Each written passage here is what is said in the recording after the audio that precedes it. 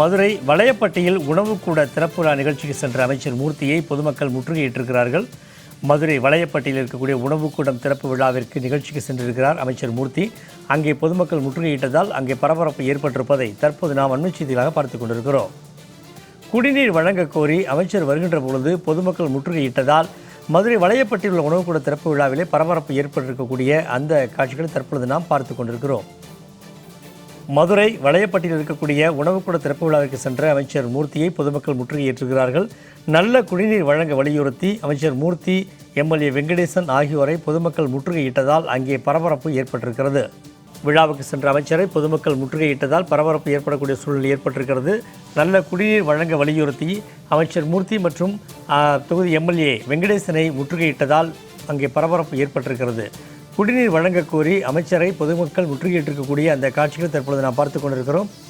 இது தொடர்பான கூடுதல் விவரங்களை தெரிவிக்கிறார் நமது செய்தியாளர் அக்னீஸ்வரன்.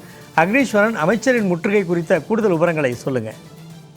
வணக்கம் சண்முகவேல். மதுரை மாவட்டம் பாலமேடு அருகே வளையப்பட்டி ஊராட்சிக்கு உட்பட்ட பகுதிகளில் இன்று காலை அரசு விழாவுக்காக அமைச்சர் மூர்த்தி மற்றும் சோழவந்தான் வெங்கடேசன் எம்எல்ஏ ஆகியோர் வருகின்றனர். குறிப்பாக வளையப்பட்டியில் உணவுக்கூடம் மற்றும் அருகில் உள்ள அரசன்பட்டியில் கலையரங்கம் ஆகியவற்றை திறந்து வைப்பதற்கான நிகழ்ச்சிக்கு ஏற்பாடு செய்யப்பட்டிருந்தது.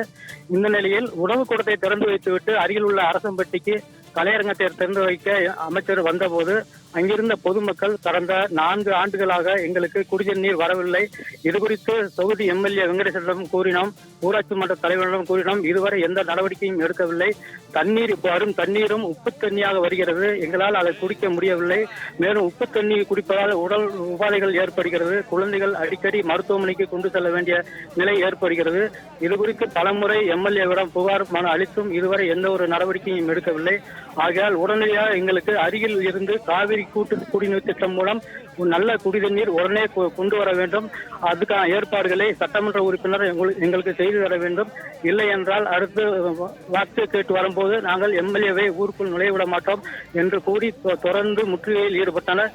இது குறித்து அருகில் இருந்த பொதுமக்கள் கூறுகையில், எம்எல்ஏ ஓட்டு கேட்டு சென்ற பிறகு இதுவரை வெற்றி பெற்ற பிறகு இதுவரை தொகுதி எங்கள் கிராமத்திற்கு வரவில்லை, நேரில் வேண்டுமென்றால் அவரிடமே நேரில் கேட்டுக் கொள்ளுங்கள் என்று அருகில் இருந்தவர்கள் அமைச்சரிடம் நேரில் புகார் அளித்தனர். இது குறித்து அங்கிருந்த பெண்கள் கூறுகையில், தண்ணீர் உப்பு கக்கிறது, குடித்தால் உப்பு தண்ணியாக உள்ளது, இது தொடர்ந்து எங்களுக்கு ரொம்ப மன உளைச்சலாக இருக்குது, தண்ணீர் நல்ல தண்ணியே எங்களுக்கு கிடைப்பதில்லை, இது குறித்து தொடர்ந்து நாங்கள் மனு அளித்தும் எந்த ஒரு நடவடிக்கையும் எடுக்கவில்லை. ஆகையால் உடனடியாக எங்களுக்கு தண்ணீர் நல்ல தண்ணீர் வரவழைக்க வேண்டும் என்று அமைச்சரை முற்றுகையிட்டு கோரிக்கை மனு கொடுத்துள்ளனர். சண்முகவேல். கூடுதல் விவரங்களுக்கு நன்றி அக்னீஸ்வரன்.